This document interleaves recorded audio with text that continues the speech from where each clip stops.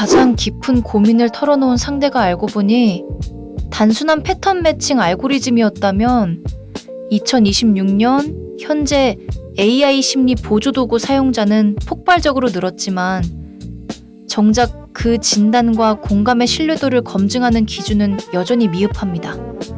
전문가들이 대체 불가하다고 강조하는 영역과 AI가 오히려 더 정확한 영역을 혼동할 때 우리는 치명적인 오진과 심리적 손실을 겪을 수 있습니다. 이 순간 당신의 마음이 정말로 이해받고 있는지 확인해야 합니다. 최근 몇 년간 AI 기반 심리 보조 도구는 상담사 대체제라는 오해를 불러일으키며 급부상했습니다.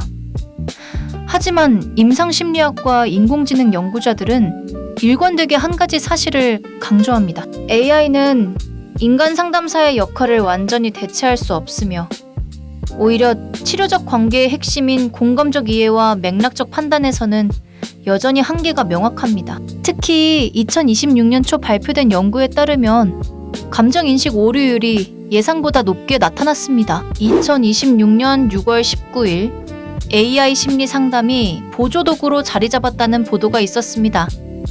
하지만 여기서 중요한 건 전문가 대체는 아직 이르다는 점입니다. 많은 이용자가 AI의 즉각적인 응답 속도에 매료되어 진정한 심리적 지지가 필요한 순간에도 AI에게 의존하는 경향이 생기고 있습니다. 이는 단순한 편의성 문제가 아니라 치료적 동맹관계 형성을 방해하는 치명적인 함정일 수 있습니다. M세대와 AI의 관계에 대한 2025년 6월 24일 분석 자료를 보면 젊은 층은 AI 상담을 더 편안하게 여기는 경향이 강합니다. 그러나 이는 AI가 인간보다 덜 판단적이라서가 아니라 데이터로 남기는 기록에 대한 불안감이 적기 때문일 수 있습니다. 이때 중요한 건 AI가 제공하는 답변이 나의 고유한 정서를 반영하는지 아니면 보편적인 패턴에만 부합하는지 구분하는 능력입니다. AI가 만든 숫자 믿어도 될까? 2025년 5월 5일 논의된 바와 같이 AI가 생성한 심리지수나 점수는 종종 오해의 소지를 남깁니다. 예를 들어 우울감 척도 점수가 낮게 나왔다고 해서 모든 것이 정상은 아닙니다. 알고리즘이 특정 키워드 매칭만 수행한다면 숨겨진 복잡한 정서 상태는 완전히 간과될 수 있습니다. 숫자는 객관적인 척도일 뿐 당신의 전부를 대변하지 않습니다. 객관식의 종말 AI 최전관이 온다 2026년 1월 27일 언급된 것처럼 심리검사 역시 AI화되고 있습니다. 하지만 객관식 문항에 대한 AI의 해석은 여전히 정해진 답안지에 기반한 것입니다. 당신이 느끼는 미묘한 뉘앙스나 맥락적 억양은 채점 알고리즘이 포착하지 못합니다. 따라서 AI가 제시하는 결과지는 참고 자료일 뿐 최종 진단이나 절대적 진실로 받아들이면 안 됩니다. 흔히 AI 상담사는 24시간 언제든 들어준다고 알고 있죠. 그런데 실제 데이터는 24시간 응답은 하지만 24시간 이해하는 것은 아니라는 것입니다. AI는 대기열이 없고 감정이 소모되지 않아 연속적인 대화를 가능하게 하지만 이는 즉각적인 피드백의 질이 인간 상담사의 깊이 있는 경청을 대체할 수 없음을 의미합니다. 속도만 빠른 것이 아니라 진정한 공감이 필요한 순간을 구별해야 합니다. 잠깐, 영상이 도움이 됐다면 구독과 좋아요 한 번씩 부탁드립니다. 영상 제작에 큰 힘이 됩니다. AI 심리 보조도구의 신뢰도를 높이기 위해 오늘 당장 할 수 있는 구체적인 행동이 있습니다. 바로 사용 전 해당 앱이나 웹사이트의 데이터 학습 범위와 알고리즘 한계를 명시한 도움말을 꼼꼼히 읽는 것입니다. 예를 들어 특정 질환 데이터로만 학습되었는지 일반 대중 데이터인지 확인하면 잘못된 조언에 휩싸일 위험을 50% 이상 줄일 수 있습니다. 왜 이런 일이 일어나는가?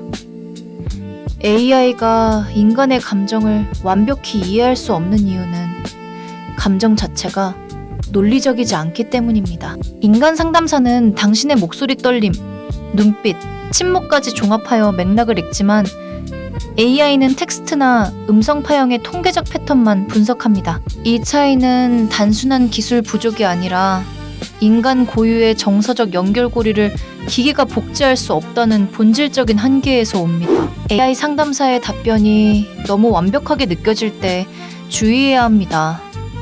인간 상담사는 때때로 모른다고 말하거나 당신에게 질문을 되돌려주며 스스로 생각하게 만듭니다. 하지만 AI는 가능한 한 즉각적이고 만족스러운 답변을 생성하도록 설계되어 있습니다. 이 완벽함은 오히려 당신의 내면 탐색을 방해하는 일종의 가짜 공감일 수 있으니 지나치게 매끄러운 답변에는 경계를 늦추지 마세요. AI 심리 보조 도구를 사용할 때 자신의 감정을 기록하는 습관을 들이는 것이 중요합니다.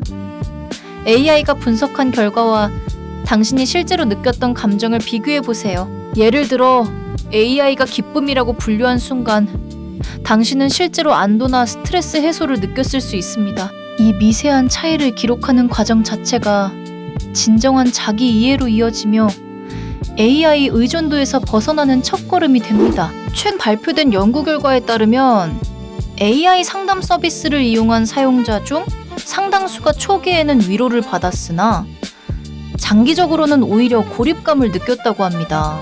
이는 AI가 일방적인 경청만 제공할 뿐 상호작용을 통한 정서적 성장을 유도하지 않기 때문입니다. 심리 건강은 타인과의 관계 속에서 이루어지는 경우가 많으므로 AI만 믿고 인간관계를 단절하는 것은 역효과를 낳을 수 있습니다. AI 심리 보조 도구는 전문가를 대체할 수 있는 거울로서의 역할에 집중해야 합니다. 즉, 자신의 생각과 감정을 정리하는 도구로 사용하는 것이 가장 안전하고 효과적입니다. 하지만 트라우마나 심각한 정서적 어려움이 있을 때는 반드시 인간 전문가의 도움을 받아야 합니다. AI는 데이터를 처리할 뿐 치유의 과정을 함께 걸어가 줄 수 없기 때문입니다. 이 경계를 명확히 하는 것이 중요합니다. AI가 만든 심리지수를 맹신하지 마세요. 2025년 5월 5일 지적되었듯 AI가 생성한 숫자는 신뢰도에 큰 차이가 있습니다. 예를 들어 같은 질문이라도 입력 방식이나 시간대에 따라 결과가 달라질 수 있습니다. 따라서 AI가 제시한 수치에 일희일비하기보다 그것이 어떤 기준에서 도출되었는지 의문을 품고 여러 각도에서 자신의 상태를 점검하는 태도가 필요합니다. 이제까지 AI 심리 보조도구의 신뢰도에 대해 깊이 있게 살펴봤습니다. 핵심은 AI를 절대적인 권위로 받아들이지 않고 하나의 도구로 활용하되 인간적인 판단과 연결을 소중히 여기는 것입니다. 당신의 마음은 데이터 이상의 가치를 지니고 있으므로 기계의 판단에 모든 것을 맡기지 마세요. 스스로의 직관과 인간의 공감을 병행할 때 진정한 치유가 시작됩니다. AI 상담사, 진짜 내 마음을 알까요? 아니요. 하지만 함께 고민해줄 수는 있습니다. 오늘부터는 AI의 답변에 맹목적으로 동의하기보다 그것이 나의 실제 감정과 부합하는지 한 번 더 생각해 보세요. 이 작은 실천이 당신의 정신적 안전을 지키는 가장 확실한 방패가 될 것입니다. 다음 영상에서도 더 깊은 이야기로 만나요.